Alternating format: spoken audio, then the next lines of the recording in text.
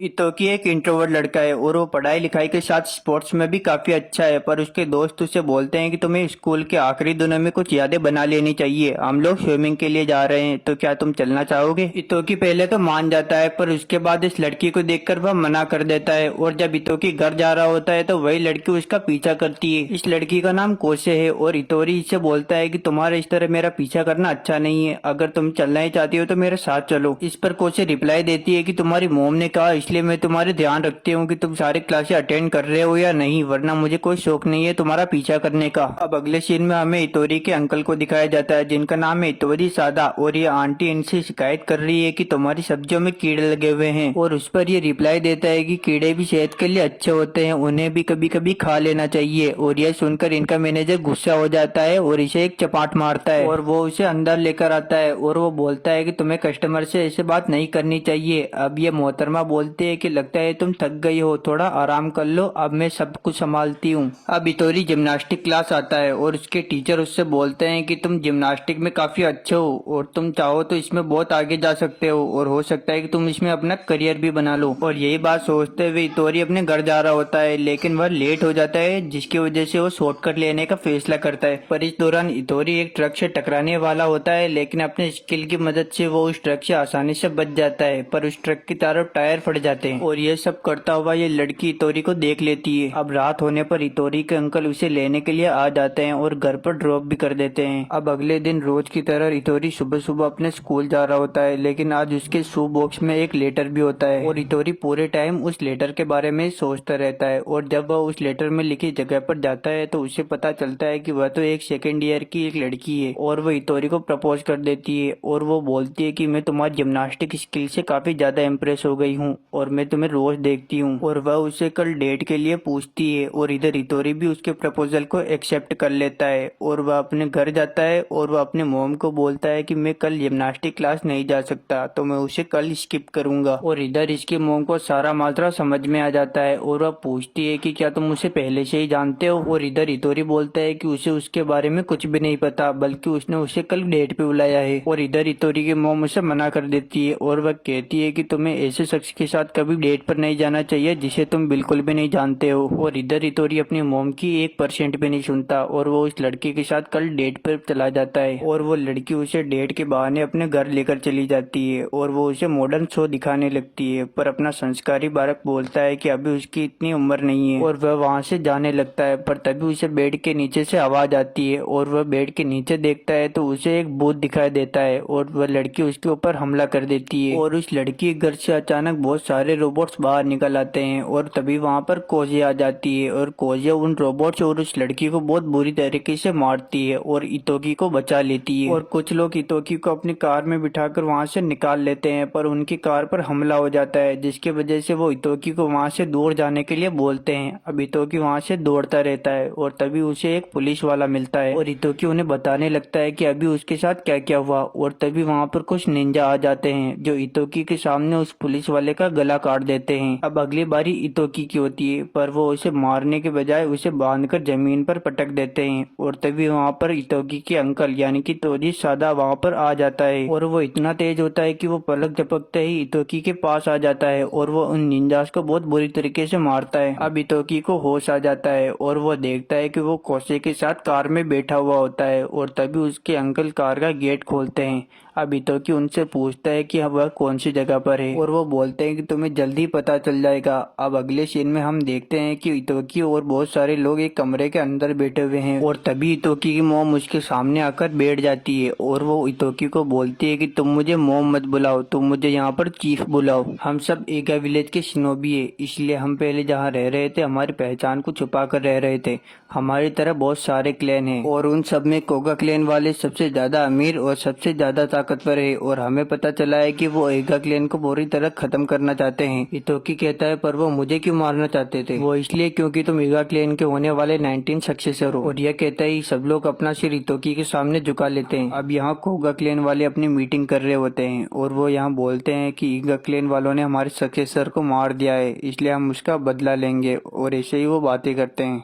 फिर से इतोकी को दिखाया जाता है जो बोलता है कि कोगा क्लैन वाले अगर इतने ही खतरनाक है तो हम पुलिस की मदद क्यों क्यों नहीं लेते। तो इसकी मोम बोलती है कि पुलिस एक निंजा का कुछ नहीं बिगाड़ सकती और इसलिए ये मामला हमें ही संभालना होगा। और इतना कहते ही इतोरी का अंकल उसे बाहर लेकर आ जाता है। इतोरी उनसे कहता है कि कल तो मैं एक आम स्टूडेंट था और आज देखो मेरी पूरी जिंदगी बदल गई है, मैं क्या करूं, मुझे कुछ समझ में नहीं आ रहा। तो उसका अंकल बोलता है कि मैं समझ सकता हूं कि तुम्हारे साथ क्या बीत रही है और तुम चाहो तो मैं तुम्हारी यहाँ से भागने में मदद भी कर सकता हूँ। इतोरी बोलता है कि आप भला ऐसा क्यों करेंगे, आप भी तो एक निंजा हैं, क्या आप मोम की बातों को नजरअंदाज करेंगे। तोजी सादा उससे बोलता है कि ऐसा करने के लिए तुम्हारी मोम ने ही मुझसे कहा था। जब तुम्हारे पिता एक्सीडेंट में मारे गए थे तो पूरे क्लैन को संभालने वाला कोई भी नहीं था, ये जिम्मा तुम्हारी मोम ने उठाया था। इसके साथ ही उनकी पूरी जिंदगी भी बदल गई थी। वो नहीं चाहती कि जो उनके साथ हुआ वो तुम्हारे साथ भी हो, इसलिए वो तुम्हें यहाँ से भागने का एक मौका देना चाहती है। तुम्हारे पास सिर्फ दो ऑप्शन है, या तो तुम यहाँ के सक्सेसर बन जाओ या तो यहाँ से भाग जाओ। इतोरी रोते हुए बोलता है मैं ऐसा कभी नहीं कर सकता, मैं अपनी मोम को छोड़कर कहीं नहीं जाऊंगा, मैं सक्सेसर बनने के लिए तैयार हूँ। और यहाँ दूसरी तरफ कोगा विलेज वाले ईगा विलेज के खिलाफ कोई बड़ी चाल चलने के बारे में प्लान बना रहे होते हैं। यहाँ ये सातोमी जिसने इतोकी को मारने की कोशिश की थी, इसे भी पता चल चुका था कि अब इतोकी भी ईगा वालों के साथ मिल चुका है। अब ये उसे मारने के लिए शपथ लेती है। यहाँ इतोकी की नींद भी खुल चुकी है और ये औरत इतोकी को गुड मॉर्निंग बोलती है और उसे एक टेबलेट के अंदर एक स्कूल दिखाती है जहाँ पर निंजा बनने की ट्रेनिंग दी जाती है। इस स्कूल में सभी विलेज के स्टूडेंट, चाहे वो कोगा हो, ईगा हो या कोई भी स्टूडेंट हो, सब इस स्कूल में पढ़ते हैं। इतोकी को भी इसमें एडमिशन लेने के लिए कहा जाता है, पर इसमें एडमिशन के लिए पहले एंट्रेंस एग्जाम को पार करना होता है। अब हमें इतोकी की मॉम को दिखाया जाता है जो अपनी शॉप में केक बेच रही होती है। तभी वहाँ पर कोगा विलेज का सेल्समैन आ जाता है और वो बोलता है कि तुम्हें अपनी शॉप की कीमत बढ़ानी पड़ेगी क्योंकि तुम जिस कंपनी के साथ काम कर रहे हो उसको कोगा वालों ने टेक ओवर कर लिया है, इसलिए अच्छा होगा कि तुम हमारी बात मान लो। अब अपने बिजनेस को चलाने के लिए ईगा वाले कोगा वालों के साथ हाथ मिला लेते हैं।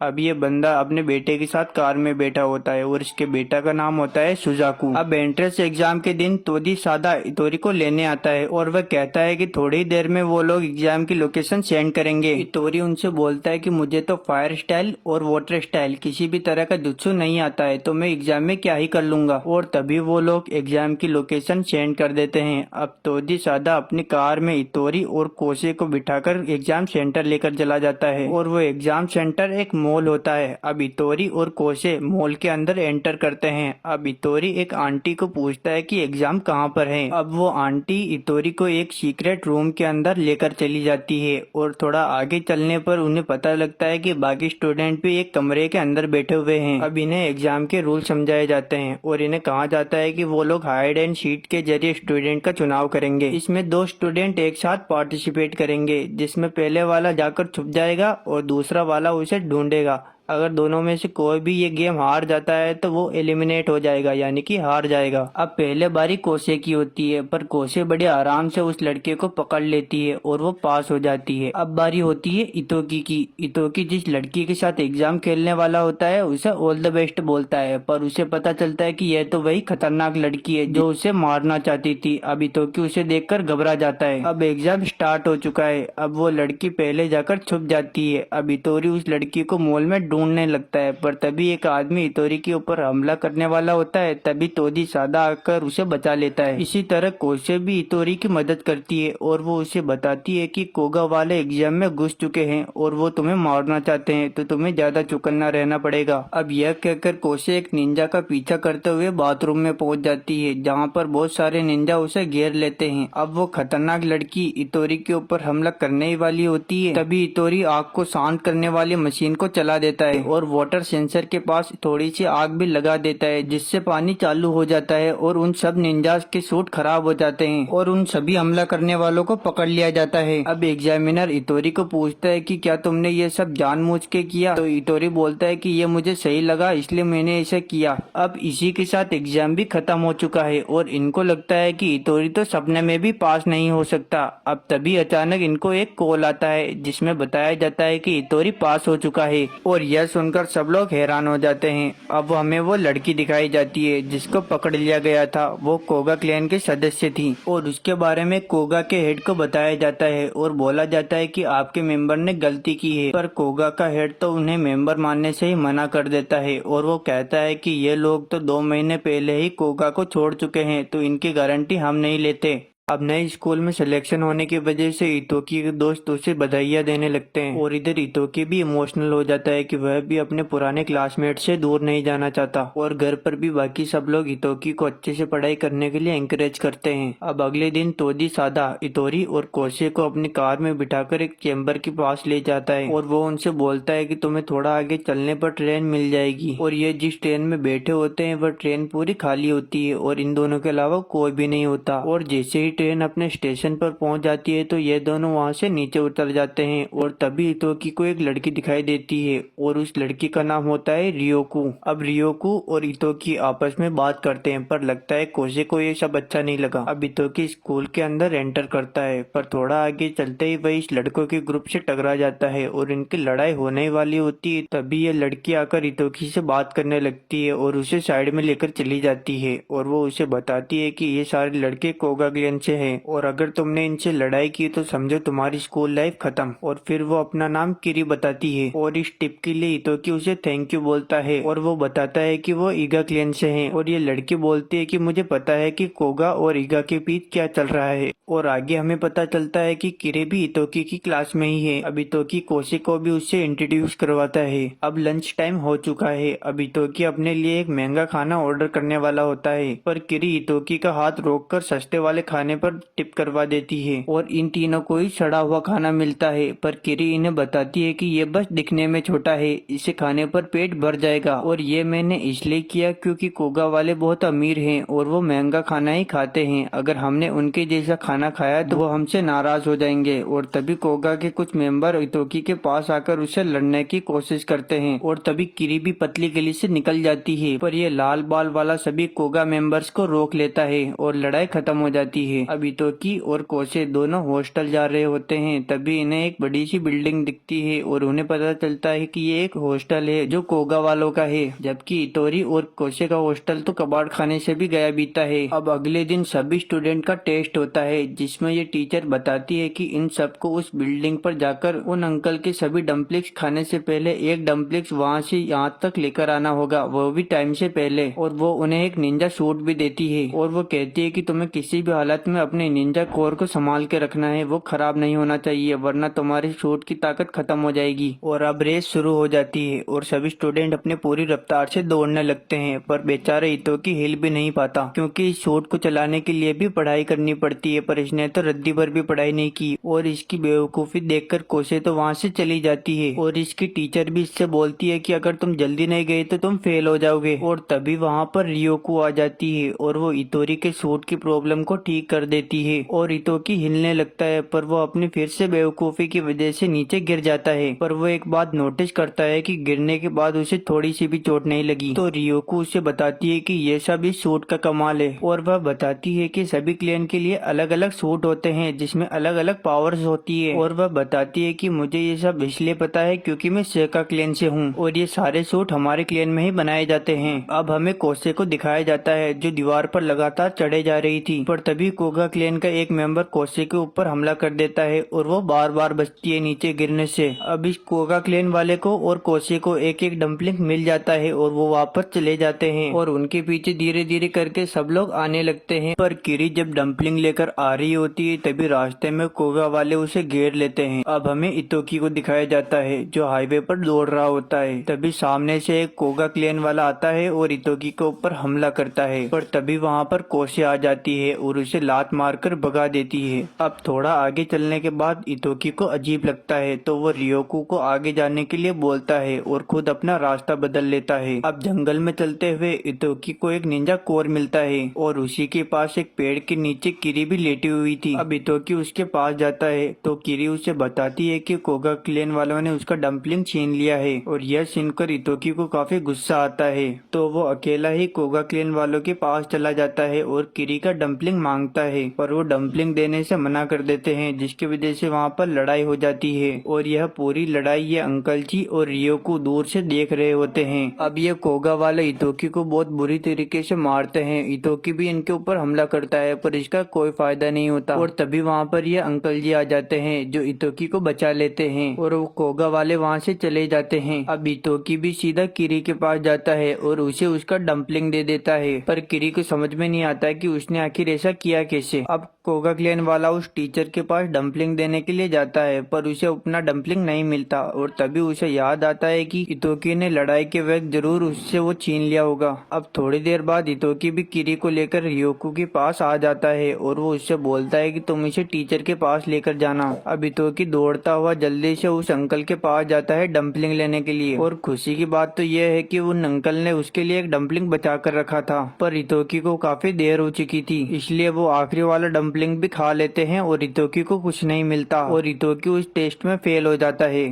अब हमें एक मीटिंग का सीन दिखाया जाता है, जहाँ पर यह बताया जा रहा होता है कि जब कोगा क्लेन के सक्सेसर की मौत हुई थी तो वहाँ पर कोई भी सबूत नहीं मिला था, लेकिन वहाँ पर एक हथियार मिला था जो ईगा क्लेन वालों से काफी ज्यादा मिलता है। और इन सबको फिलहाल सिर्फ एक ही आदमी पर शक है और वो है तोजीसादा, और उस पर नजर रखने के लिए इस लड़की को कहा जाता है। और इसे ये भी बताया जाता है कि तोजीसादा बहुत ज्यादा तेज है, जिसके वजह से वो कैमरे में कैप्चर नहीं हो पाता। तुम्हें उसके ऊपर बड़ी सावधानी से नजर रखनी होगी। अब हमें तोजीसादा को दिखाया जाता है, जो एक बंदे के पास आया हुआ होता है और उस बंदे का नाम होता है कानेत्सु। और वो अचानक तोजीसादा के ऊपर हमला कर देता है, पर तोजीसादा उससे बोलता है कि मुझे तुमसे थोड़ी बात करनी है। अब हमें इतोरी को दिखाया जाता है, जो एग्जाम की तैयारी के लिए बहुत सारी बुक्स लेकर आता है और वो रियोकू को कहता है कि मुझे ये सारी बुक्स पढ़नी है। पर किरी उससे बोलती है कि तुम्हें इस एग्जाम में पढ़ने की कोई जरूरत नहीं, बल्कि तुम्हें आंसर शीट को चुराना होगा। टीचर एग्जाम के एक दिन पहले ही आंसर शीट को छुपा देगी और हमें अगले दिन उसे ढूंढना होगा, और इस दौरान अगर टीचर ने तुम्हें पकड़ लिया तो तुम फेल हो जाओगे। अब रियोकू इतोरी को एक गैजेट बताती है और वह कहती है कि इस स्कूल के सारे गैजेट हमारे विलेज में ही बनते हैं, पर उससे ये जुड़ नहीं रहा था। पर इतोरी उससे माफी मांगता है कि मैं तुम्हारी इसमें कोई मदद नहीं कर सकता। पर रियोकू बोलती है कि कोई बात नहीं, मुझे पता है। वह बताती है कि मेरे पापा एक क्राफ्टमैन हैं और वह विलेज के लीडर हैं, और मैं भी चाहती हूँ कि मैं भी एक क्राफ्टमैन बनूं और आगे जाकर विलेज को लीड करूं, पर मेरे पापा ऐसा नहीं चाहते। और यहाँ आने से पहले ही हमने आपस में एक शर्त रखी कि स्कूल खत्म होने के बाद तुम निंजा वर्ल्ड से अपने सारे रिश्ते तोड़ दोगी। अब हमें कोगा क्लेन वालों को दिखाया जाता है, जिसमें से एक बंदा ईगा वालों के ऊपर बहुत ज्यादा गुस्सा करता है और वो कहता है कि हमें बदला लेना होगा, पर ये लाल बाल वाला कहता है कि हमें सही टाइम का इंतजार करना होगा। अब हमें तोकीसादा और किरेत्सु को बताया जाता है। किरेत्सु तोकीसादा के ऊपर हमला करने के लिए माफी मांगता है और वह कहता है कि मुझे पता है कि ईगा और कोगा के बीच में चीजें अच्छी नहीं चल रही, और वह तोकीसादा को एक खिलौना खरीदने के लिए बोलता है, पर तोकीसादा मना कर देता है। किरेत्सु तोकीसादा को बताता है कि कोगा वालों ने उससे हथियार लेना बंद कर दिए हैं, क्योंकि वो जिस तरह के हथियार बनवाना चाहते थे वह काफी खतरनाक थे। अब हमें इतोकी की टीम को दिखाया जाता है, जो प्लानिंग कर रहे होते हैं कि आखिर आंसर शीट को कैसे चुराया जाए। तभी दो स्टूडेंट उनके पास आते हैं। इनमें से एक स्टूडेंट वो होता है जिसने इतोकी को कोगा वालों से लड़ते देखा था, इसलिए वो इतोकी की टीम में शामिल होना चाहते हैं। अब वो लोग आंसर शीट को आज रात ही चुराने का प्लान बनाते हैं। अब रात हो चुकी है। अब इतोकी और उसके साथी आंसर शीट को चुराने के लिए मैडम के कमरे के पास जाते हैं। अब रियोकू इतोकी को एक गैजेट देती है, जिसकी मदद से इतोकी कमरे के अंदर देखता है जहाँ पर मैडम बैठी हुई होती है। अब इतोकी अपने गैजेट को वापस बुलाता है, पर तभी वो दरवाजे से टकरा जाता है और तभी मैडम कमरे से बाहर आने लगती है और इतोकी और उसके साथी रोप की मदद से छत पर जाने लगते हैं, पर इतोकी की रोप नहीं फंसती, जिसकी वजह से वो नीचे गिरने लगता है। पर रियोकू और कोसे उसे बचा लेते हैं। इतोकी मैडम के जस्ट पीछे ही होता है। अब किरी मैडम का ध्यान खींचने के लिए स्मोक बॉम्ब का इस्तेमाल करती है और मैडम भी उस स्मोक बॉल के पीछे जाती है। दरअसल ये सब इतोकी और उसकी टीम का ही प्लान था। अब इतोकी और कोसे कमरे के अंदर जाते हैं और आंसर शीट को ढूंढने की कोशिश करते हैं, और वहाँ पर पता चलता है कि एक चाबी वहाँ से गायब है। और इस तरफ टीचर किरी और इन लड़कों को पकड़ने ही वाली होती है, और तभी किरी और ये लड़के अलग अलग रास्ते पर भागने लगते हैं, पर इन लड़कों की खराब किस्मत की वजह से कोगा वाले इन्हें पकड़ लेते हैं और इन्हें बहुत बुरी तरीके से मारते हैं और ये इन्फॉर्मेशन ये इतोकी और बाकियों को पहुंचा देते हैं और यह सुनते ही कोसे उनकी ओर दौड़ पड़ती है। अब रियोको इतोरी को एक नया निंजा टूल बताती है और वह कहती है कि यह एक प्रोटोटाइप है, पर अगर हम पकड़े नहीं गए तो सब कुछ ठीक होगा और इसकी मदद से वो लॉकर खोलने की कोशिश करते हैं। और इधर तोकी सादा अपनी पूरी रफ्तार से एक बिल्डिंग के अंदर जाता है और वह उस बिल्डिंग के मेन ऑफिस के अंदर चला जाता है और वहाँ पर पड़ी एक टेबल की ड्रॉअर को खोलने लगता है, पर वहाँ पर ताला लगा होता है, जिसकी वजह से वो लॉकर के ऊपर एक मशीन को लगाता है ताकि लॉक खुल जाए, पर उसमें 30 मिनट लगेंगे। तब तोकी सादा टेबल के ऊपर देखता है जहाँ पर उस लॉकर का पासवर्ड लिखा हुआ होता है और वो उस लॉकर को खोल लेता है। उसमें पैसों के अलावा कुछ नहीं होता। अब वो एजेंट जो तोकी सादा के ऊपर नजर रखे हुए थी, उसके सामने अचानक से ये खिलौना आ जाता है और कैमरे के ऊपर मंडराने लगता है, जिसकी वजह से वहाँ की सिक्योरिटी अलर्ट हो जाती है और उस तरफ दौड़ने लगती है और इस एजेंट का बैलेंस बिगड़ जाता है और वह नीचे गिर जाती है। अब तोकी सादा तो बड़ा स्टाइल से वहाँ से निकल जाता है, पर सब लोग उस एजेंट के पीछे लग जाते हैं और इस तरफ इतोकी वाला लॉकर भी खुल जाता है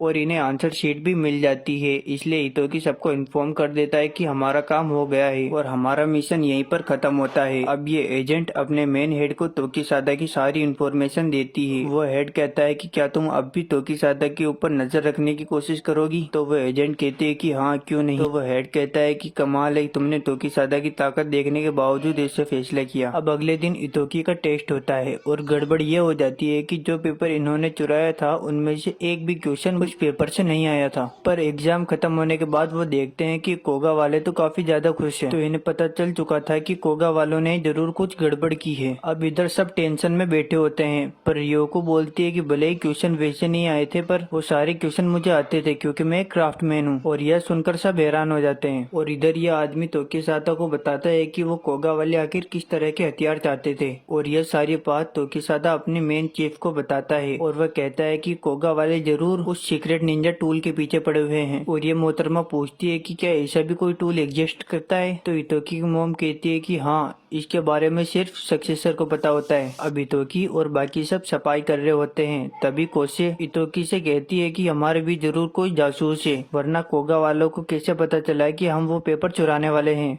अब हमें पास्ट का कुछ सीन दिखाया जाता है जिसमें कोगा क्लैन का पुराना लीडर और सजाकू साथ में होते हैं और लीडर सजाकू से कहता है कि मैं एक ऐसा वर्ल्ड चाहता हूं जिसमें निंजा नाम की कोई चीज ही ना हो। अगर ऐसा हुआ तो कभी भी लड़ाई नहीं होगी और सब आम इंसानों की तरह जिंदगी जिएंगे। यह सुनकर सजाकू कहता है कि मैं भी आपकी इसमें मदद करूंगा। अब हमें स्कूल का सीन दिखाया जाता है जहाँ पर टीचर बोलती है कि समर ब्रेक से पहले तुम्हारा एक एग्जाम होगा और इस एग्जाम में तुम्हें काफी दिक्कत होने वाली है। इस एग्जाम में किसी भी स्टूडेंट को भारी चोट भी लग सकती है या फिर सीधा कहूँ तो उसकी मौत भी हो सकती है। और निंजा होने के नाते तुम्हें यह तो पता ही होगा कि तुम्हें हर वक्त अपनी मौत का इंतजार करना होता है। और यह सुनकर इतोकी कहता है कि मैं इस एग्जाम को स्किप कर दूंगा, पर पीछे से किरी बोलती है कि तुम ऐसा नहीं कर सकते क्योंकि तुम पहले ही एक एग्जाम में फेल हो चुके हो। अगर इस वाले में भी फेल हो गए तो तुम्हें स्कूल से बाहर निकाल दिया जाएगा। अब इन दोनों के बीच में बातचीत होती है और मिशन का हेड बोलता है कि कोगा क्लैन वाले अपने आसपास के सभी छोटे गांवों को अपने अंदर समेटते जा रहे हैं और वह यह सब इसलिए कर पा रहे हैं क्योंकि वह बहुत ज्यादा अमीर हैं और अगर ऐसे ही चलता रहा तो बहुत बड़ी दिक्कत हो जाएगी। दरअसल कोगा क्लैन का पुराना सक्सेसर काफी अच्छा था और उसकी वजह से क्लैन में काफी सारे बदलाव भी आए थे और वह काफी ज्यादा ताकतवर था, जिसकी वजह से लोग उसकी इज्जत भी करते थे। पर उसकी मौत के बाद कोगा क्लैन का नया सक्सेसर काफी ज्यादा बुरा है। पर यह समझ में नहीं आ रहा कि कोगा का सक्सेसर अगर इतना ही अच्छा था तो ईगा वालों ने आखिर उसे क्यों मारा। और अगर ऐसा ही चलता रहा तो कोगा और ईगा के बीच में एक बड़ी जंग होगी। अब इधर इतोकी की टीम को दिखाया जाता है जहाँ इतोकी खड़ा होकर कहता है कि अब मैं इस टीम को छोड़ रहा हूँ। तुम लोगों ने पहले ही मेरी वजह से काफी ज्यादा परेशानियां झेली है और मैं नहीं चाहता कि मेरी वजह से तुम्हें कोई और दिक्कत भी हो। और यह कहकर वह चला जाता है, पर कोसे उसे कहती है कि तुम बहुत अच्छा काम कर रहे हो और तुमने पहले जो कुछ भी किया वो सब सही था। अब पीछे से रियोको आती है और वह कहती है कि तुम्हें इस इस एग्जाम में इस टूल का इस्तेमाल करना चाहिए, क्योंकि इस टूल से तुम किसी का भी रूप ले सकते हो और यह बिल्कुल नया टूल है, जिसकी वजह से ये स्कूल के बाकी टूल्स में रजिस्टर भी नहीं है, तो इससे कोई भी दिक्कत नहीं होने वाली। पर हितोकी नहीं मानता है और वहाँ से चला जाता है। अब कोसे उससे कहती है कि मैं इस एग्जाम में सुजाकू को मार दूंगी, क्योंकि वो तुम्हारी जान के पीछे पड़ा हुआ है और निंजा वर्ल्ड का पहला रूल भी यही कहता है कि मारो या फिर मरो। और यह सुनकर हितोकी का खोपड़ा सटक जाता है और वह बाहर आ जाता है। और थोड़ा आगे चलने के बाद उसे स्कूल का हेड दिखता है। अब यह दोनों आपस में बात करते हैं और हितोकी कहता है निंजा होने का मतलब सिर्फ मारना या मरना ही है, क्योंकि मेरे पापा एक निंजा होने की वजह से ही मारे गए थे। तो प्रिंसिपल कहता है कि ऐसा बिल्कुल भी नहीं है और तुम ये सवाल करने वाले पहले नहीं हो। तुम्हारे अलावा तुम्हारे फादर और कोगा क्लैन के लीडर ने भी ये सवाल किया था और जब मैंने उसका जवाब दिया तो वे लोग यह कहने लगे कि वो ऐसा बिल्कुल भी नहीं बनना चाहते। और इधर हितोकी सोच में पड़ जाता है। अब हमें हितोकी को दिखाया जाता है जो कोसे के साथ एग्जाम की तैयारी कर रहा होता है। अब इधर हितोकी अपोनेंट के कोर को चुराने की कोशिश करता है, पर वो फेल हो जाता है। कोसे उससे कहती है कि तुम सीधे किसी निंजा का कोर नहीं चुरा सकते, तुम छुपकर या चाल चलकर ही किसी निंजा का कोर चुरा सकते हो। अब हितोकी दूसरी प्रैक्टिस करता है, जिसमें वह पकड़े जाने पर भागने की प्रैक्टिस करता है। अब हमें कोगा वालों को दिखाया जाता है जो ये प्लानिंग कर रहे होते हैं कि आखिर हितोकी को इस एग्जाम में कैसे मारा जाए। अब हमें हितोकी और कोसे को दिखाया जाता है जो एक नक्शे के ऊपर कुछ मार्क्स लगा रहे होते हैं, पर कोसे उस पेपर को फेंक देती है और थोड़ी देर बाद एक स्टूडेंट आकर उस पेपर को उठा लेता है। अब एग्जाम का दिन होता है और टीचर सभी स्टूडेंट को बताती है कि आखिर एग्जाम में करना क्या है। अब जैसे ही एग्जाम स्टार्ट होता है तो कोसे सजाकू को मारने के लिए दौड़ती है और कोगा क्लैन वाले भी हितोकी को ढूंढने में लग जाते हैं। अब कोगा क्लैन वाले हितोकी को एक कमरे के अंदर ढूंढते हुए जाते हैं, लेकिन वहाँ हितोकी ने पहले ही स्मोक बॉम्ब को लगा दिया होता है, जिससे सारे स्टूडेंट सो जाते हैं। अब हमें एक स्टूडेंट को दिखाया जाता है जो कोगा के बाकी स्टूडेंट को बताता है कि आखिर करना क्या है, और तभी वहाँ पर हितोकी आ जाता है। अब हितोकी उसके पीछे आता है और हितोकी को पता चल चुका था कि यही वो स्टूडेंट है जो इनकी इन्फॉर्मेशन कोगा वालों को देता था, और वह पेपर वाला प्लान भी हितोकी का ही था जिससे जासूस को पकड़ा जा सके। अब ये स्टूडेंट अपनी गलती के लिए हितोकी से काफी ज्यादा माफी मांगता है। अब कोगा क्लैन का एक बंदा हितोकी को ढूंढते हुए उसी जगह पर आता है, पर हितोकी पहले ही भेष बदलकर वहाँ पर लेटा हुआ होता है, और वो बंदा जैसे ही थोड़ा आगे बढ़ता है तो हितोकी उसके ऊपर पीछे से हमला करता है, पर वो बंदा हितोकी के हमले से काफी आसानी से बच जाता है और उसे एक पंच मारकर नीचे गिरा देता है, जिससे हितोकी का मार्क्स भी टूट जाता है और वह अपने असली रूप में आ जाता है। अब वह कोगा वाला भी अपना मार्क्स हटाता है और वह और कोई नहीं बल्कि सजाकू होता है। और इधर हमें दिखाया जाता है कि जो बंदा कोसे के साथ लड़ रहा था वह सजाकू नहीं बल्कि कोगा का एक स्टूडेंट था। अब इधर हितोकी सजाकू को देखकर काफी ज्यादा डरने लगता है और वह सजाकू से डरकर काफी तेज भागने लगता है, पर सजाकू उसे पीछे से लात मारकर नीचे गिरा देता है और हितोकी उससे बिल्कुल भी लड़ने के मूड में नहीं लगता। सजाकू उसे मारने के लिए पीछे दौड़ता है। अब हितोकी अपनी ट्रेनिंग को याद करते हुए वहाँ से भाग जाता है, उस बिल्डिंग से नीचे कूद जाता है, पर सजाकू उसका पीछा नहीं छोड़ता और सजाकू उससे कहता है कि तुम मान लो कि तुमने हमारे सक्सेसर को मारा है, पर हितोकी उसकी बातों पर ध्यान नहीं देता। अब थोड़ा दूर दौड़ने के बाद हितोकी सजाकू के ऊपर स्मोक बॉम्ब का इस्तेमाल करता है और उस धुएं के अंदर हितोकी सजाकू के ऊपर हमला कर देता है और उसके निंजा कोर को खराब कर देता है, जिससे उसका सूट खराब हो जाता है। और तभी एग्जाम खत्म होने का सायरन बज जाता है और हितोकी वहीं पर बेहोश होकर नीचे गिर जाता है।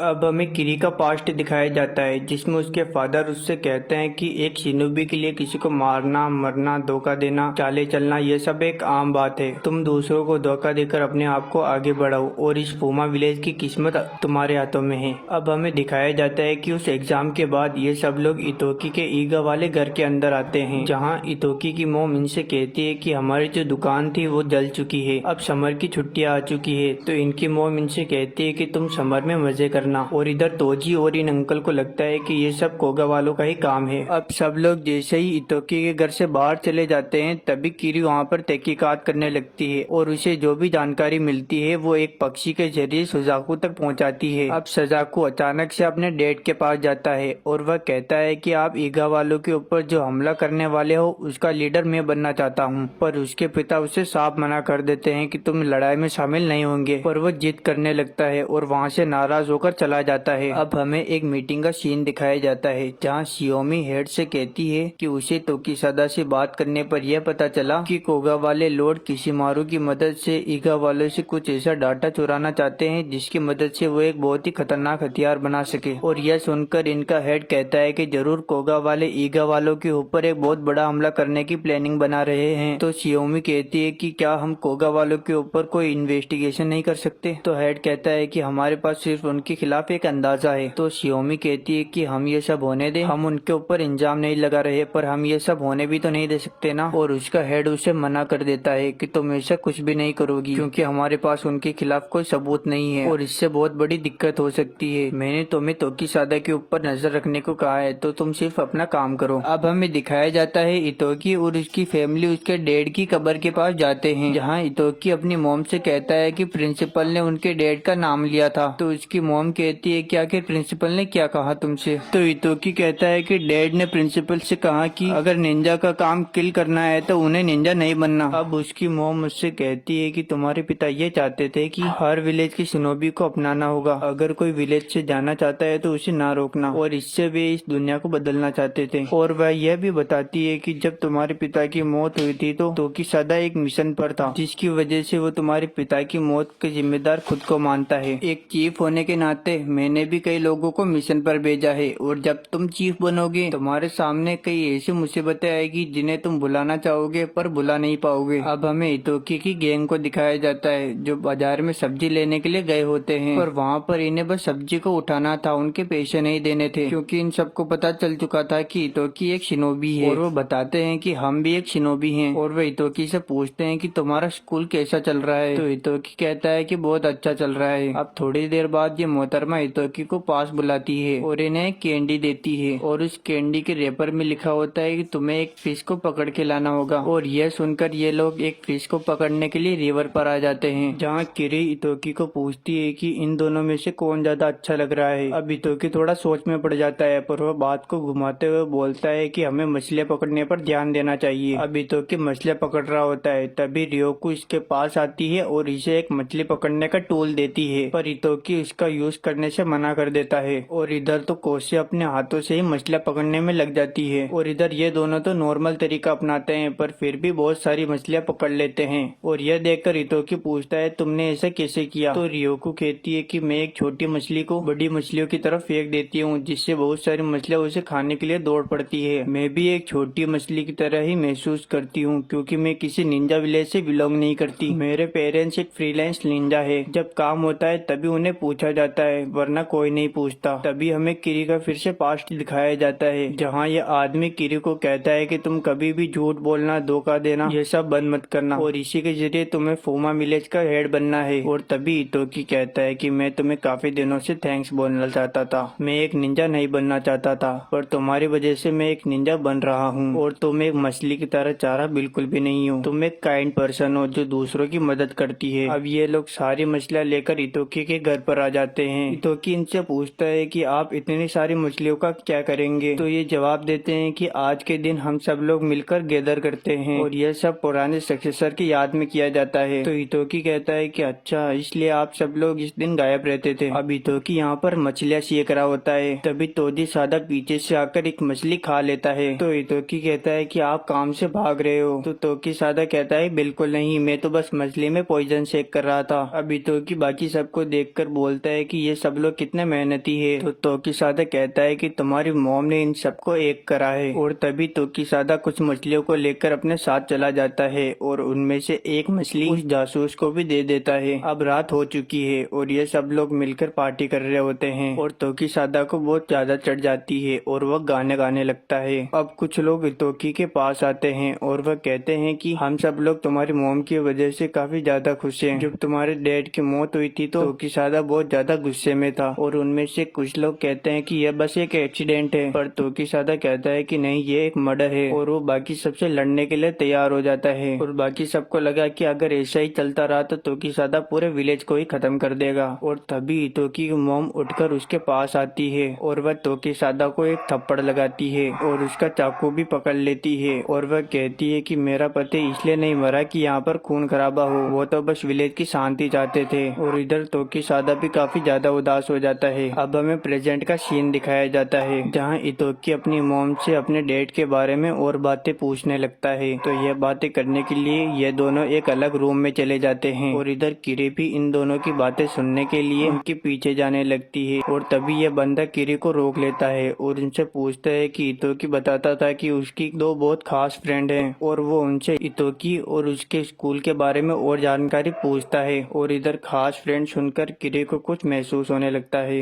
अब इधर इतोकी अपनी मोम के साथ बैठा होता है। उसकी मोम उसे ईगा के सीक्रेट कोड के बारे में बताती है और उस कोड के बारे में सिर्फ ईगा के चीफ को ही पता है। और वह इतोकी से कहती है कि तुम जिस दिन पूरे निंजा बन जाओगे तब तुम्हारा नाम भी इस फाइल में लिखा जाएगा। अब इस तरफ इतोकी अपने दोस्तों के साथ बैठा होता है और तभी वहाँ पर एक अंकल आते हैं जो इतोकी से कहते हैं कि तुम्हारी छुट्टियाँ और बढ़ गई है। अब यह सब इतोकी की मोम के पास जाते हैं जहाँ इतोकी की मोम टीवी में न्यूज देख रही होती है। अब किसादा बोलता है कि निंजा की ग्रैंड काउंसलिंग शुरू होने वाली है और इसमें बड़े बड़े निंजा विलेज के चीफ शामिल होंगे और इस काउंसलिंग में ईगा के चीफ को भी जाना होगा। और इस मीटिंग को निंजा काउंसलिंग सिक्योरिटी का हेड करा रहा है और इसी से पता चलेगा कि आगे आने वाला फ्यूचर कैसा होगा। अब हमें निंजा सिक्योरिटी वालों को दिखाया जाता है यह आपस में उस मीटिंग के दौरान सिक्योरिटी को ज्यादा टाइट करने के बारे में बात करते हैं क्योंकि वहाँ पर बड़े बड़े क्लैन के चीफ आने वाले हैं। अब हमें इतोकी की मोम को दिखाया जाता है जो मीटिंग में जाने के लिए बिल्कुल तैयार है पर वह जाने से पहले इन सबको इतोकी का ध्यान रखने के लिए बोलती है और वह आशा करती है कि सेगा विलेज वाले उनकी मदद करेंगे। अब हमें मीटिंग दिखाई जाती है जहाँ पर बहुत से विलेज के चीफ आपस में बात कर रहे होते हैं। अब हयातो बोलता है कि हम थोड़ी देर में मीटिंग शुरू करेंगे। वहाँ पर सभी विलेज के चीफ आए होते हैं सिवाय सेगा विलेज के। तभी कोगा का चीफ बोलता है कि सेगा विलेज अब हमारे अंडर में है। अब हयातो कहता है कि निंजा रूल्स तोड़े गए हैं जिससे निंजा वर्ल्ड में हड़बड़ी मच गई है और उन्हें लगता है कि इस सब के पीछे कोगा वालों का हाथ है। हयातो कोगा को यह भी कहता है कि अगर सेगा वाले आपके अंडर में काम कर रहे हैं तो आखिर वो कहाँ काम कर रहे हैं और वैसे भी ऐसी कोई ऑफिशियल रजिस्ट्री नहीं है जिससे यह साबित हो कि सेगा वाले कोगा वालों के अंडर में काम कर रहे हैं। और हाल ही में यह देखा गया है कि सेगा के कई मेंबर लापता हो गए हैं और तो और सेगा के जो मेंबर्स अलग अलग विलेजेस में थे उनके कॉन्टेक्ट भी टूट गए हैं। और कोगा का चीफ बोलता है कि यह सब आरोप झूठे हैं। अब हयातो सभी चीफ से पूछता है कि आपको कोगा की तरफ से कोई थ्रेट मिला है या नहीं। यहाँ पर सभी चीफ मना कर देते हैं कि हमें कोई थ्रेट नहीं मिला। पर यहाँ इतोकी की मोम बोलती है कि हमारे कुछ सवाल अभी भी अधूरे हैं। कोगा वाले हमेशा हमारी एक चीज के लिए हम पर झूठा आरोप लगाते आए हैं और हमें पता चला है कि कोगा वाले कुछ खतरनाक हथियार बना रहे हैं और वह हमारे ईगा के सीक्रेट कोड के पीछे पड़े हुए हैं। हमारे विलेज वालों ने उसे शांति और अमन के लिए बनाया था पर जरूरत पड़ी तो मैं खुद ही उसे डिस्ट्रॉय कर दूंगी। अब इधर एक एक करके सभी चीफ मेंबर कोगा वालों पर इल्जाम लगाने लगते हैं कि इनकी वजह से हमें बहुत परेशानियां हुई है। अब इधर हयातो कोगा के चीफ को कहता है कि अब सब कुछ तुम्हारे सामने है तो अब हमें तुम्हें गिरफ्तार करना पड़ेगा। इधर कोगा का मैनेजर बोलता है कि हमारे पिछले चीफ की इन्वेस्टिगेशन कैसी चल रही है। इधर हयातो कहता है कि वो बस पूरी होने ही वाली है पर हम ऐसे ही किसी पर इल्जाम नहीं लगा सकते। तभी वहाँ पर एक बंदा आता है जो कहता है कि मेरे पास इस इन्वेस्टिगेशन से जुड़े कुछ सबूत हैं। वह कहता है कि कोगा के चीफ के मर्डर के पीछे ईगा वालों का हाथ है और वह कहता है कि हमारे पास इससे जुड़े कुछ वीडियोस हैं। और वह वीडियो ऑन करता है और कहता है कि सभी विलेज के शूट की फ्रीक्वेंसी अलग अलग होती है और इसमें जो फ्रीक्वेंसी बताई गई है वो ईगा वालों की शूट की है। इससे यह साबित हो जाता है कि कोगा के चीफ का मर्डर ईगा वालों ने किया है। अब वह हितोकी की मोम को गिरफ्तार करने के लिए बोलता है तभी तोकीसादा बीच में आ जाता है पर हितोकी की मोम तोकीसादा को कहती है कि हमें शांति और अमन के रास्ते पर चलना चाहिए और हमें अपने आप को निर्दोष साबित करने के लिए सबूतों की जरूरत होगी। और यह बोलकर वो गिरफ्तार होने के लिए तैयार हो जाती है पर जाने से पहले वो तोकीसादा को कहती है कि हितोकी को कहना विलेज वालों का ध्यान रखे। अब इधर हितोकी को पता चलता है कि उसकी मोम गिरफ्तार हो चुकी है तो तोकीसादा उससे कहता है कि तुम्हारी मोम ने कहा है कि तुम विलेज वालों का ख्याल रखना। अब इधर हयातो उस वीडियो को गौर से देख रहा होता है और बहुत देर देखने के बाद उसे वीडियो में कुछ अजीब दिखता है। तभी उसके पीठ पीछे कोई चाकू आर पार कर देता है। यह वही बंदा होता है जिसने इतोकी की मॉम को गिरफ्तार किया था। वह हयातो से कहता है कि तुम हमेशा ईगा वालों को ही क्यों सपोर्ट करते रहते हो। इधर हयातो कहता है कि जरूर इस वीडियो में कुछ न कुछ तो गड़बड़ी है। अब यहाँ इतोकी के घर में सभी ईगा वाले इकट्ठा हो रहे होते हैं। तभी वहाँ पर इतोकी चीफ की ड्रेस पहनकर आता है क्योंकि उसकी मॉम को गिरफ्तार कर दिया गया था। क्योंकि ईगा के लोगों को एक सक्सेसर की जरूरत थी, इतोकी उस कमी को पूरा करने के लिए आया है। ईगा के लोगों को एक एक्टिव सक्सेसर की जरूरत है और हमें पता है कि इतोकी ईगा क्लैन का 19 सक्सेसर है। वह अपनी जिम्मेदारी को पूरी ईमानदारी से निभाएगा।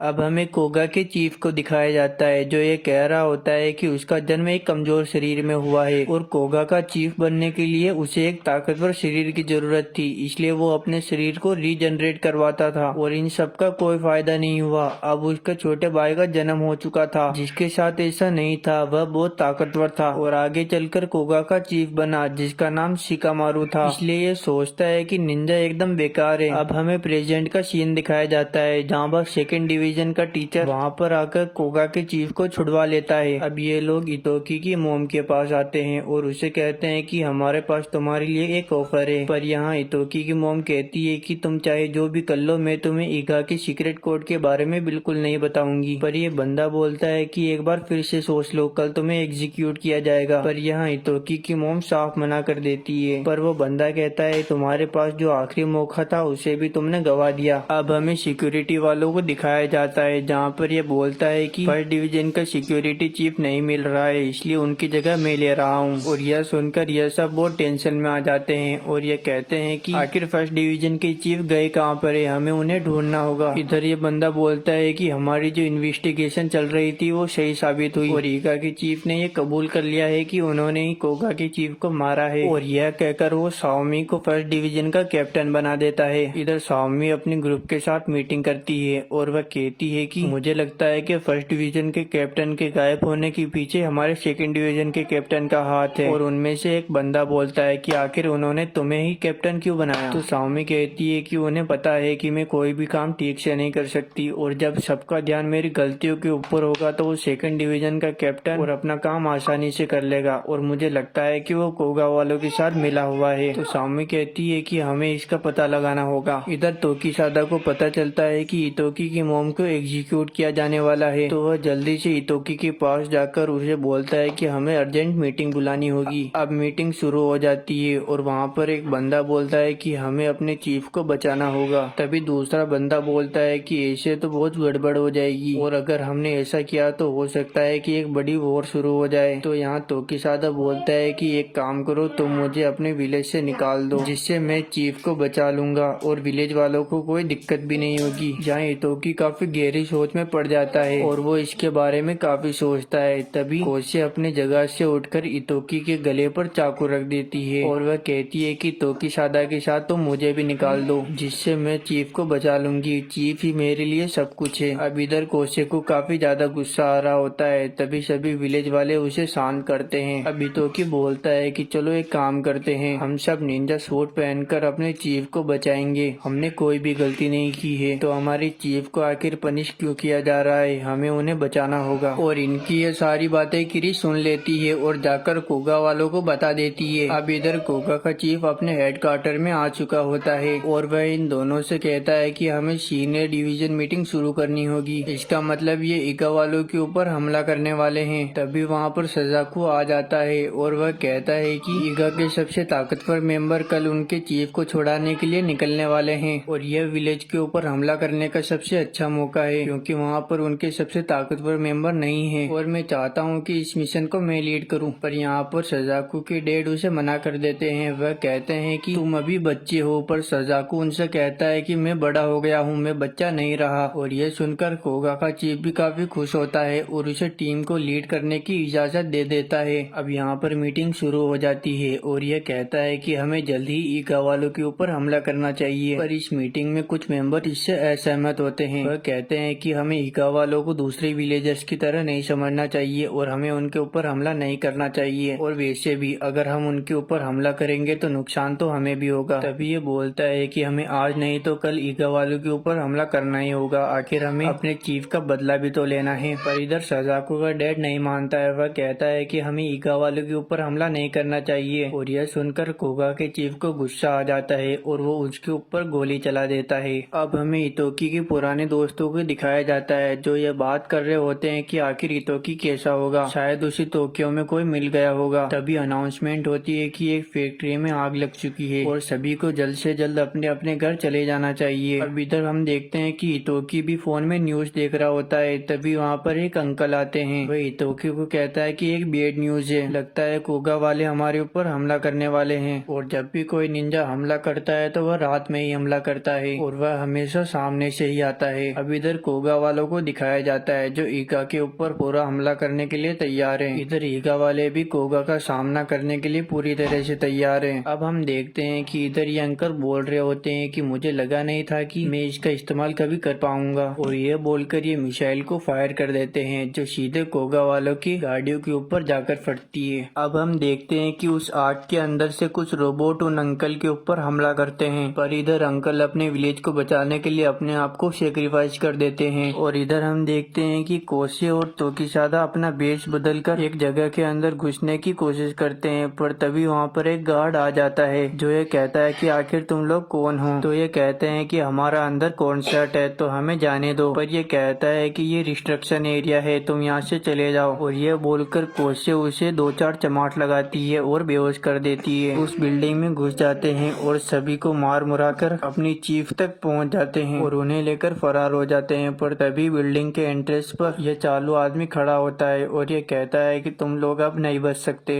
अब ये इन सबको तोकिसादा को मारने के लिए कहता है। तभी कोशी एक स्मोक बॉम्ब को फेंक देती है और सब धुआं धुआं हो जाता है। इधर तोकिसादा भी लड़ने के लिए तैयार है। अब हम देखते हैं कि ईगा के ऊपर रोबोट्स ने हमला कर दिया है। अब सभी में फाइट हो रही है, पर यह भी पता चलता है कि ये रोबोट्स 1v1 फाइट में काफी कमजोर हैं। इधर सुको इतोकी से कहती है कि एक बुरी खबर है, जिन कोगा वालों ने हम पर हमला किया है उनमें से 250 तो केवल मैकेनिकल रोबोट्स हैं और हमारे ईगा विलेज में केवल 45 शिनोबी हैं। और यह सुनकर इतोकी को पसीना आ जाता है। वह रियोकू को कहता है कि तुम चीफ को लेकर यहाँ से निकल जाना, मैं इन सबको देख लूंगा। इधर रियोकू सुबह से कहती है कि आखिर कोगा के एक ग्रुप में कितने मेंबर्स हैं? तो सुबह कहती है कि कोगा के एक ग्रुप में कोगा निंजा और 4 मैकेनिकल रोबोट्स हैं। और वह थोड़ा दिमाग लगाती है और कहती है कि उन रोबोट्स की जरूर कोई ना कोई कमजोरी होगी। हमारे जितने भी निंजा है उन सबको कह दो कि अगर कोई भी किसी भी रोबोट में कुछ अजीब देखे या कुछ उसे पता चले तो वो जरूर इन्फॉर्मेशन करे, और हो सके तो उन सबको बता दो कि अगर किसी को भी एक मैकेनिकल निंजा मिले तो वो जल्दी से उसे यहाँ पर लेकर आ जाए। अब हम देखते हैं कि एक निंजा का ग्रुप वहाँ पर एक मैकेनिकल रोबोट को लेकर आ जाता है। रियोकू उस रोबोट की जांच करती है और उसे पता चलता है कि यह रोबोट्स बैटरी पर काम करते हैं, लेकिन इनकी बैटरी ज्यादा देर तक नहीं चल सकती, यह ज्यादा से ज्यादा 1 घंटे तक काम कर सकते हैं। तो इसका मतलब है कि जरूर विलेज के आसपास कोई चार्जिंग पॉइंट होगा। यह सुनकर इतोकी सोचता है कि जरूर इसी काम के लिए कोगा वाले ईगा वालों की निंजा कोड के पीछे पड़े हुए हैं, ताकि वो इन रोबोट्स को इनफाइनाइट पावर्स दे सके और उन्हें चार्जर की जरूरत ही न पड़े। इधर रियोकू कहती है कि अगर हम उनके चार्जेबल सोर्स को ही तोड़ दे तो हमारी आधी से ज्यादा प्रॉब्लम खत्म हो जाएगी। इधर इतोकी कहता है कि इतने सारे निंजास के लिए बहुत बड़े पावर सोर्स की जरूरत होगी और जरूर उसे कंटेनर से यहाँ पर लाया गया होगा। वो सब जल्दी सूबे के पास जाते हैं और उसे कहते हैं कि क्या तुम पता लगा सकती हो कि कोगा वालों ने हमारे विलेज के आसपास किसी बड़ी जगह पर कोई रिचार्जेबल सोर्स लगाया है या नहीं, और यह भी पता लगाओ कि इस विलेज के आसपास जितने भी बड़े रास्ते हैं उन सभी रास्तों में से किन पर सबसे ज्यादा कंटेनर आते हैं। और सूबे उसका पता लगाती है और उसे 5 रास्ते मिलते हैं और वह कहती है कि अगर हम अपने निंजास को इन 5 रास्तों पर अलग अलग भेजे हमारा डिफेंस काफी कमजोर हो जाएगा। तो यह सुनकर इतोकी कहता है कि इन जगहों पर मैं जाऊंगा। यह लोग इतोकी को जाने से मना करते हैं, पर इतोकी नहीं मानता है। इधर रियोकू कहती है कि मैं भी तुम्हारे साथ चलूंगी। तो यह दोनों उस जगह के लिए निकल जाते हैं। इधर किरी यह बात भी अपने कोगा वालों को बताने वाली होती है, पर बाद में पता नहीं उसे क्या हो जाता है और यह बात वो उन्हें बता ही नहीं पाती। इधर तोकिसादा सबको अच्छे से पपेड़ देता है। अब यह दोनों आमने सामने होते हैं। तभी वहाँ पर साओमी आ जाती है और वो इस चपड़गंजू से कहती है कि तुम्हारा खेल खत्म खत्म हुआ और उसके मेंबर्स उसे पकड़ लेते हैं। अब तोकीशादा उसे बेहोश करके वहाँ से चुपचाप जाने लगता है, पर तभी साओमी के मेंबर्स तोकीशादा को पकड़ने वाले होते हैं, पर साओमी कहती है कि यह हमारा दुश्मन नहीं है, इसे जाने दो। अब इधर कोसे चीफ को बिठाकर विलेज की ओर दौड़ती है और विलेज थोड़ी ही दूरी पर होता है। अब हम देखते हैं कि इतोकी को वो चार्जिंग स्टेशन मिल जाता है, पर वो बहुत बड़ा होता है, तो वो रियोको से कहता है कि हमें इसे उड़ाना होगा। और यह सुनकर रियोको कहती है कि मुझे पता था कि तुम कुछ ऐसा ही बोलोगे, और यह कहकर वो इतोकी को एक टूल देती है। वह कहती है कि तुम इसे उस मशीन पर लगा देना, पर इतने सारे रोबोट्स के बीच में घुसकर उसे वहाँ पर लगाना बहुत मुश्किल था। तो रियोको कहती है कि तुम टेंशन मत लो, मैं 10 सेकंड के लिए इन सभी रोबोट्स को शट डाउन कर दूंगी और इतने में जाकर तुम उसे लगा देना। अब इधर रियोको आसमान में एक बॉम्ब फोड़ती है और वो सारे रोबोट्स बंद हो जाते हैं। अब इतोकी तेजी से दौड़ता है, पर तभी बीच में सजाकू आ जाता है जो उसे लात मारकर नीचे गिरा देता है, पर रियोको आकर सजाकू को पकड़ लेती है। अब इतोकी तेजी से दौड़कर वहाँ पर लगाने जाता है, पर तभी सभी रोबोट्स वापस नॉर्मल हो जाते हैं और इतोकी को घेर लेते हैं। पर तभी वहाँ पर एक रोबोट आता है जो इतोकी के हाथ से वो मशीन ले लेता है और जल्दी से जाकर उस जगह पर लगा देता है। और यह देखकर इतोकी जल्दी से उस मशीन को ऑन कर देता है, जिससे बहुत बड़ा धमाका होता है और वो पूरा का पूरा स्टेशन खत्म हो जाता है। पर जब वो उस रोबोट को देखता है जिसने उस मशीन को वहाँ पर लगाया था, तो पता चलता है कि यह तो किरी है। इतोकी किरी से कहता है कि आखिर तुमने ऐसा क्यों किया, और यह बोलकर वो किरी को गोद में उठाकर वहाँ से भाग जाता है। इधर हम देखते हैं कि कोगा वालों की फटके चार हो रही थी। एक तो उनका चार्जिंग स्टेशन पूरा बर्बाद हो चुका था, दूसरा तोकीशादा वहाँ पर बस आने ही वाला था। तो यह सब होने के बाद यह फैसला लेते हैं कि हम अपने सारे रोबोट्स को वापस बुला लेंगे। इसका मतलब है कि ईगा वालों की इस बार तो जीत हो गई, लेकिन अगली बार ये उन्हें नहीं छोड़ेंगे। इधर सामी उस चपड़गंजू के पास जाती है और उसे कहती है कि क्या तुमने ही हमारे फर्स्ट डिवीजन के ऑफिसर और कोगा के चीफ को मारा था। पर यह सुनकर वो उस बात का बिल्कुल भी रिप्लाई नहीं देता है। तो सामी कहती है कि तुम फालतू में वफादारी दिखा रहे हो, कोगा वालों ने तो यह कह दिया है कि तुम्ही ने उनके चीफ को मारा है, उन्हें तुमसे कोई भी लेना देना नहीं है। और यह कहकर सामी वहाँ से चली जाती है। इधर हम देखते हैं कि ये चपड़गंजू कुछ जादू मंत्र करता है और यह अपने हाथों से कुछ निंजा साइंस बनाता है। अब तक तो चीफ भी अपने घर पर आ चुकी होती है, पर जैसे ये अंकल कोसे के कंधे पर हाथ रखता है तो पता नहीं कोसे को क्या हो जाता है और उसके सिर में बहुत ज्यादा दर्द होने लगता है और वो चीफ के गले के ऊपर चाकू रख देती है। कोसे चीफ को एक खाली कमरे के अंदर ले आती है। इधर चीफ कोसे से कहती है कि तुम इतने सालों तक इसी दिन का इंतजार कर रही थी, पर कोसे कोई भी रिप्लाई नहीं देती है और वह चीफ के फेस पर एक कट लगा देती है। अब चीफ कोसे के पास आकर उसके मार्क्स को हटाती है, तो वह देखती है कि कोसे अपने होठ को दबाए हुए थी और यह देखकर चीफ समझ जाती है और कोसे को जल्दी से गले लगा लेती है। पर तभी कोसे के सिर में दर्द होने लगता है और वह बेहोश हो जाती है। इधर चीफ को लगता है कि कोसे ठीक हो गई है, पर तभी कोसे चीफ को मार देती है। इधर इतोकी दौड़ते हुए चीफ के पास आता है, पर जब वो कमरे के अंदर देखता है तो पता चलता है कि कोसे ने चीफ को मार दिया है और तोकीशादा भी वहाँ पर पहुँच जाता है और यह सब देखकर उसकी शक्ल भी रोने जैसी हो जाती है। इधर सबको काफी दुख होता है।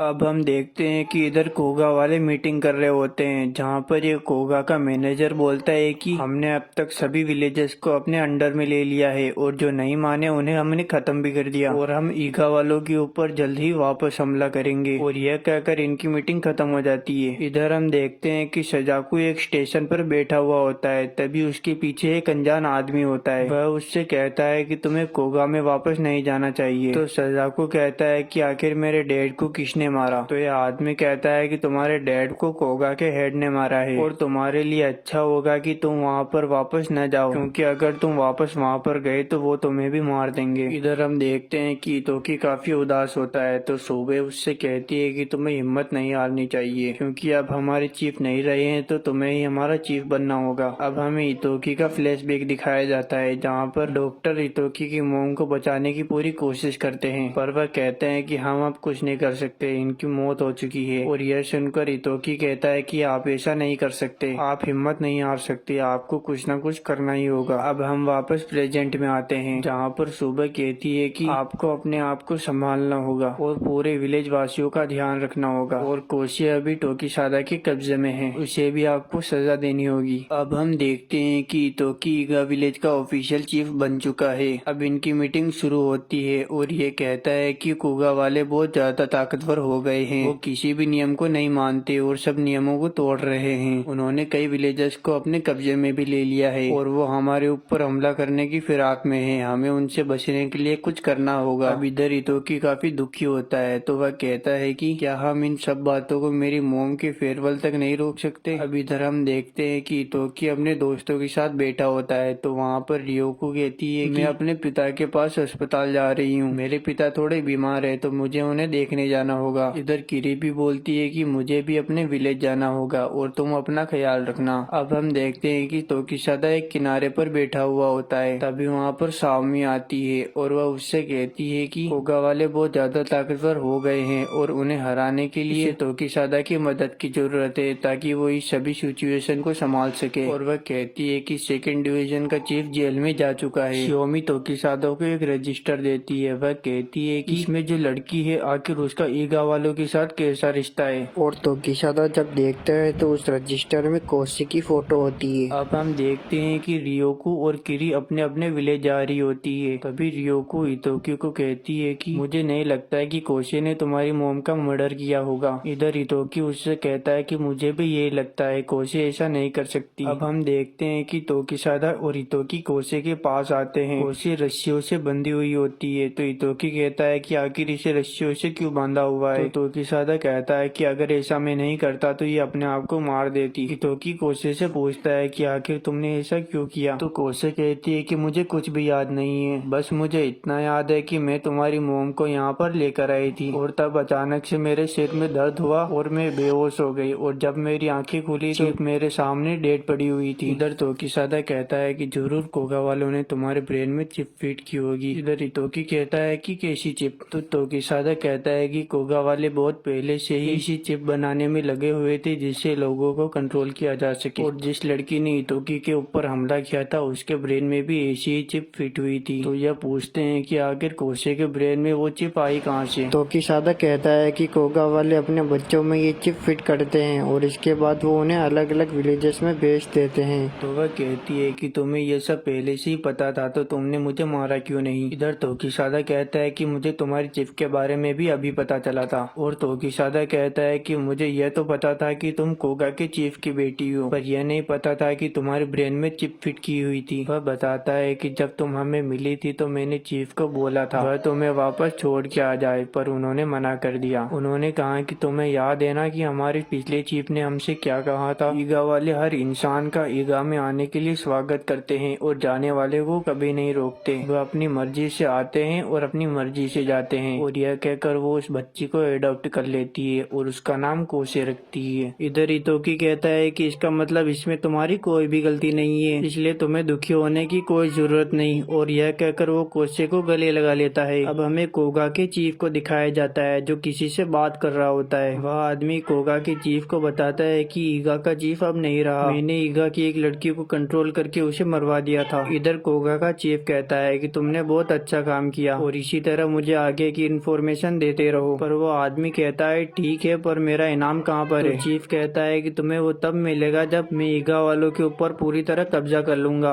अब हमें रियोको के डैड को दिखाया जाता है जो काफी गंभीर हालत में थे। वह रियोको को कहते हैं कि कोगा वालों ने ही मेरा हाथ काटा है क्योंकि मैं उनका कहना नहीं मान रहा था और उन्होंने हमारे लोगों को डराने के लिए मेरा हाथ काट दिया। और यह सुनकर रियोको रोने लगती है। अब हमें किरी को दिखाया जाता है जो अपने विलेज आई हुई होती है। यहाँ पर हमें पता चलता है कि उसके डैड ने इसे कोगा वालों को बेच दिया था। अब जब कोगा वालों को पता चल चुका था कि किरी ने उनके साथ धोखा किया था तो अब इनके विलेज वाले ही किरी को मारने की कोशिश करते हैं। पर तभी किरी के डैड कहते हैं कि मैं किरी को कुछ नहीं होने दूंगा और वो किरी को एक सीक्रेट डोर से घर से बाहर निकाल देते हैं और 2 बॉम्ब के साथ उस घर को ही पूरी तरह उड़ा देते हैं। अब हमें इतोकी की मोम का फेयरवेल दिखाया जाता है। अब रात हो चुकी है और सब लोग अपने घर जा चुके हैं, पर इतोकी अभी तक वहीं पर खड़ा होता है। तो एक आदमी आकर उसे बोलता है तुम्हें अब घर चले जाना चाहिए। तो हितोकी कहता है कि मुझे थोड़ी देर और रुकना है यहाँ पर, और हितोकी थोड़ी देर वहीं पर खड़ा होता है। तभी वहाँ पर सजाकू आ जाता है। तो हितोकी उससे कहता है कि तुम आखिर यहाँ पर क्यों आए हो। तो सजाकू कहता है कि मैं बस तुम्हारी मॉम के लिए प्रेयर करने के लिए आया हूँ, और वो वहाँ प्रेयर करके वहाँ से जाने लगता है। पर जाते जाते वह हितोकी को कहता है कि तुम्हें कैसा लग रहा है अपने माता पिता की मौत को देखकर। और यह सुनकर हितोकी को गुस्सा आ जाता है और इन दोनों के बीच में लड़ाई हो जाती है। इधर सजाकू कहता है कि तुम काफी कमजोर हो, और यह दोनों लड़ते लड़ते उस कमरे के गेट को ही तोड़ देते हैं और बाहर आकर गिर जाते हैं। इधर हितोकी रोते हुए कहता है कि तुम आखिर ऐसा कैसे कर सकते हो, तुम किसी को कैसे मार सकते हो।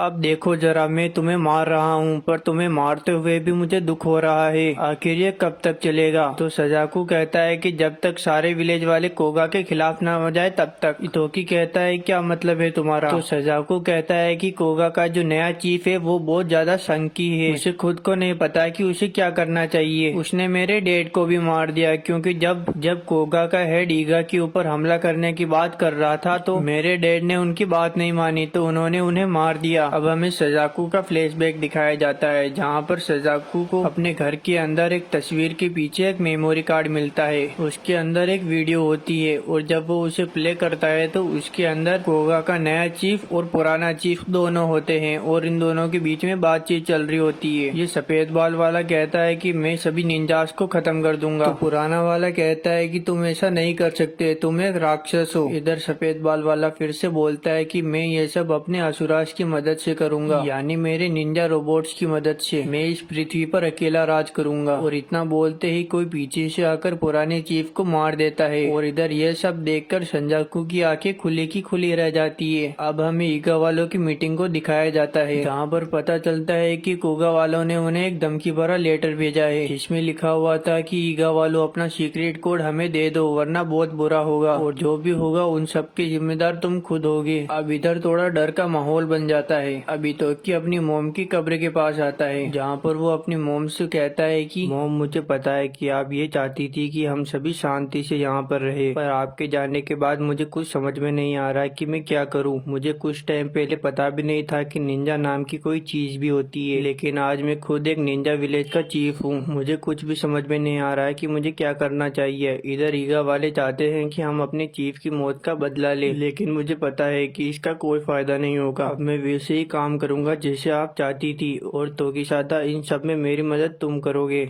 अब हमें ईगा वालों की फिर से मीटिंग दिखाई जाती है, जहाँ पर हितोकी कहता है कि मैंने उस लेटर का जवाब ढूंढ लिया है, हम कोगा वालों को हमारा सीक्रेट कोड दे देंगे, पर उसके बदले में हम एक शर्त रखेंगे कि उसके बदले में वो हमारे विलेज को फ्री छोड़ देंगे। इधर विलेज वाले काफी हैरान होते हैं, वह कहते हैं कि क्या ये आप क्या बोल रहे हो, अगर हमने कोगा वालों को निंजा सीक्रेट कोड दे दिया तो बहुत बड़ी गड़बड़ हो जाएगी, यह बहुत बड़ी बेवकूफी है। इधर हितोकी कहता है कि अगर हमने ऐसा नहीं किया तो हो सकता है ईगा का नामो निशान मिट जाए, और एक एक करके सब लोग इस फैसले के खिलाफ हो जाते हैं। इधर हितोकी कहता है कि ये मेरा आखिरी फैसला है, और अगर किसी को यह नहीं मानना तो वो ईगा को छोड़कर जा सकता है, और यह कहकर वो मीटिंग से बाहर आ जाता है। अब हमें कोगा वालों को दिखाया जाता है, जो ईगा के ऊपर फिर से हमला करने के लिए काफी बेताब थे। मैनेजर कहता है हमें जल्दी ही ईगा के ऊपर फिर से हमला करना होगा। इधर दूसरा बोलता है कि अगर हमने ऐसा किया तो हमें एनएससी का सामना करना होगा, पर चीफ कहता है कि अभी हमने एनएससी का कोई जवाब नहीं दिया, हम उनका जवाब देंगे भी नहीं। अब हमें एनएससी की मीटिंग दिखाई जाती है, जहाँ पर शियोमी बोल रही होती है कि हम कोगा वालों को ऐसे ही नहीं छोड़ सकते।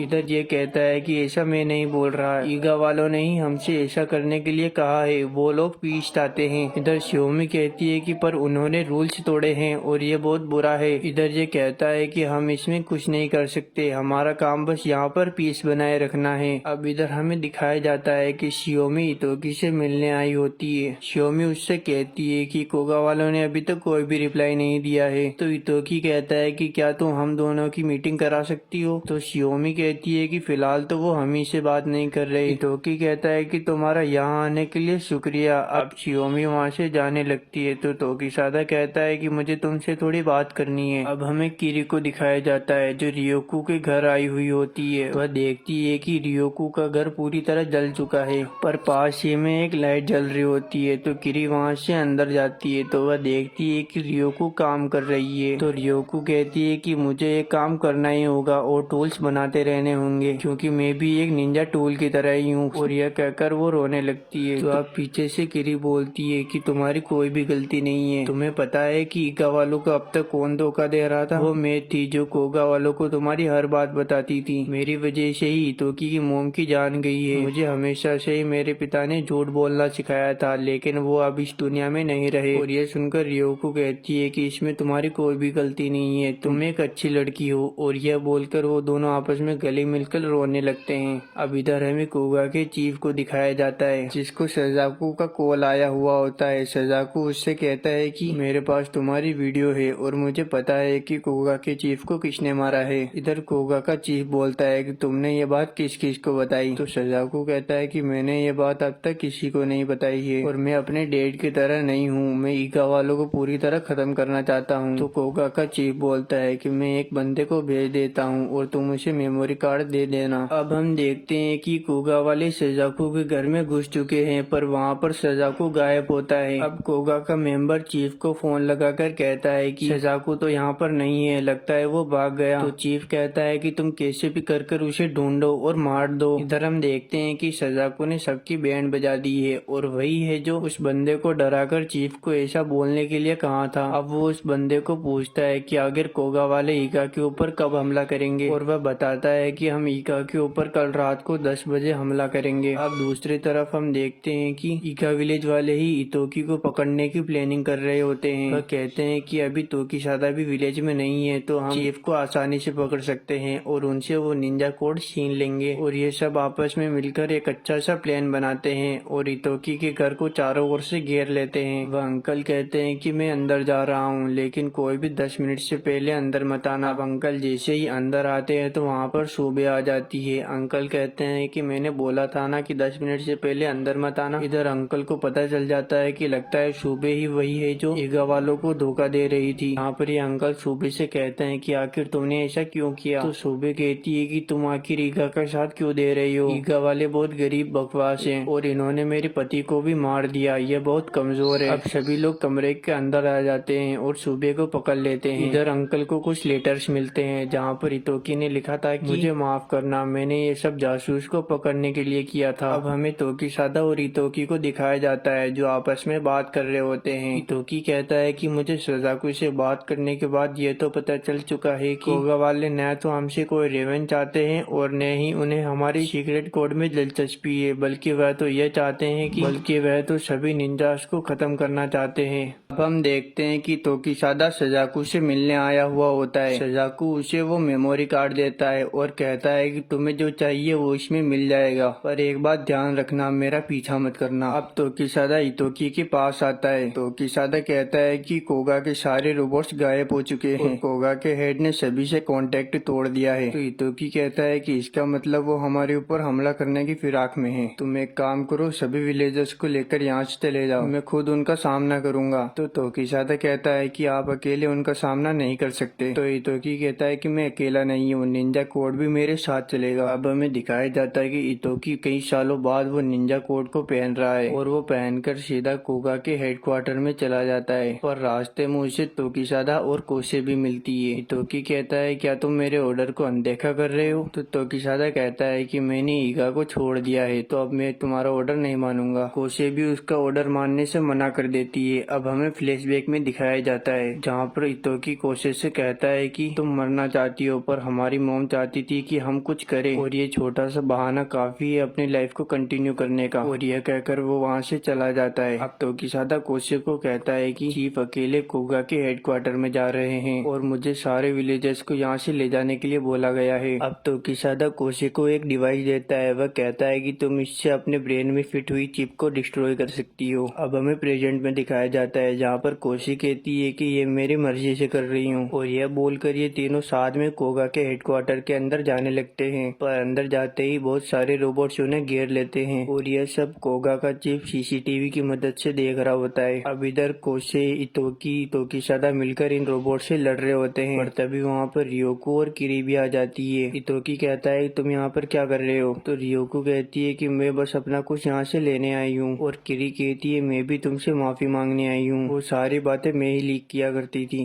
अब ये सुनकर इतोकी काफी खुश हो जाता है और ये मिलकर उन रोबोट से फाइट करते हैं। अब इतोकी और ये सब थोड़ा आगे जाते हैं जहाँ पर इन्हें 3 कोगा निंजा मिलते हैं। वह कहते हैं कि अब तुम्हारा खेल खत्म, और यह बोलकर वो बहुत सारे रोबोट्स को बुला लेते हैं। इधर इतोकी कोशी और तोकीसादा को यहीं पर रुकने के लिए कहता है और इतोकी अपने सीक्रेट निंजा कोड को एक्टिवेट कर लेता है और कुछ सेकंड्स में ही उन सभी रोबोट्स को बड़ी आसानी से डिस्ट्रॉय कर देता है, और इसकी वजह से वो काफी ज्यादा वीक भी हो जाता है। अब इधर तोकीसादा इतोकी को बचा लेता है। कोशी जल्दी से स्मोक फैला देती है और इतोकी को वहाँ से निकालती है। तभी 2 निंजा उनके सामने आ जाते हैं। वह कहते हैं तुम्हारा तो खेल खत्म। पर तभी वहाँ पर सजाकू आ जाता है जो काफी कूल लग रहा होता है। सजाकू उन दोनों को अपनी आँख से जला देता है। अब इतोकी और कोशे कोगा के चीफ के पास पहुँच जाते हैं। अब इधर चीफ बोलता है ओ तो ऐसा दिखता है सीक्रेट निंजा कोड। इतोकी कहता है कि तुम ऐसा क्यों कर रहे हो, सिर्फ निंजा कोड की वजह से तुम इतने मासूमों को क्यों मार रहे हो। मैं तुम्हें ये निंजा कोड देने के लिए तैयार हूँ, पर बदले में तुम्हें अपने सारे क्राइम कन्विंस करने होंगे और ईका को फ्री करके निंजा बनना भी छोड़ देना होगा। और ये सुनकर चीफ बोलता है ओ तुम्हारे कहने पर छोड़ दूं? बिल्कुल नहीं, तुम सिर्फ एक बच्चे हो और तुम में इतनी हिम्मत नहीं कि तुम मुझे मार सको, और वैसे भी मेरे निंजास तुम्हारी ईगा विलेज को खत्म करके आने ही वाले होंगे। इतोकी उससे कहता है कि तुम आखिर क्यों सभी निंजास को खत्म करना चाहते हो। मुझे पता है कि तुम कभी एक निंजा बनना ही नहीं चाहते थे, और तुम शायद ऐसी दुनिया बनाना चाहते हो जहाँ पर निंजा का नामो निशान ना हो। किसी भी नॉर्मल आदमी के पास 2 रास्ते होते हैं, पर तुम्हारे पास सिर्फ एक रास्ता था। जो भी निंजा फैमिली में पैदा होता है उसके लिए निंजा बनना कंपलसरी हो जाता है, और अगर ऐसा है तो मैं तुम्हें इसके लिए माफ कर सकता हूँ। इधर कोगा का चीफ बोलता है कि तुम शायद अपनी मॉम के मर्डर के लिए कोई बड़ी वजह ढूंढ रहे हो, पर ऐसा बिल्कुल भी नहीं है। मैंने तो बस उसे ऐसे ही मार दिया जैसे कीड़े मकोड़ों को मारा जाता है। और यह सुनकर इतोकी को काफी ज्यादा गुस्सा आता है और उसका निंजा कोर भी एक्टिवेट हो जाता है और वो अपनी तलवार को निकालने ही वाला होता है। तभी कोसे उसे रोक लेती है और यह सारी चीजें एनएससी देख रहा होता है, और इतोकी के सामने कोगा के चीफ ने अपने सारे जो अब तक क्राइम किए थे वो सारे कबूल कर लिए। अब हमें पास्ट का सीन दिखाया जाता है जहाँ पर इतोकी शियोमी से मिलता है। अब इतोकी और ये जैसे ही जाने लगते हैं तो कोगा का चीफ इनके ऊपर पीछे से गोली चला देता है, जिसे कोसे रोकने की कोशिश करती है पर रोक नहीं पाती। इधर वो लगातार इतोकी के ऊपर फायर करता है। अब चीफ इतोकी के ऊपर हमला करता है तो इतोकी दूर जाकर फंसता है। अब इतोकी अपने निंजा कोर को एक्टिवेट करके उसके ऊपर हमला करता है, और इधर हम देखते हैं कि कोगा का चीफ भी काफी ज्यादा ताकतवर है। इधर इतोकी हीरो वाले स्टाइल में खड़ा होता है, तभी चीफ को कोशी आकर पीछे से पकड़ लेती है। अब इतोकी चीफ के ऊपर हमला करता है और उसके पूरे आर्मर को ही तोड़ देता है। अब हम देखते हैं कि इनके बीच फुल ऑन फाइट चल रही होती है। तभी इतोकी अपने निंजा कोर की मदद से एक पावरफुल पंच मारता है और कोगा का चीफ बहुत दूर जाकर फंसता है, और इस पंच के साथ ही इस पूरी सीरीज का भी एंड हो जाता है। तो दोस्तों अगर आपको ये वीडियो पसंद आए तो इस वीडियो को लाइक करके हमारे चैनल को सब्सक्राइब कर लो। अब मिलते हैं अगली वीडियो में, तब तक के लिए बाय बाय।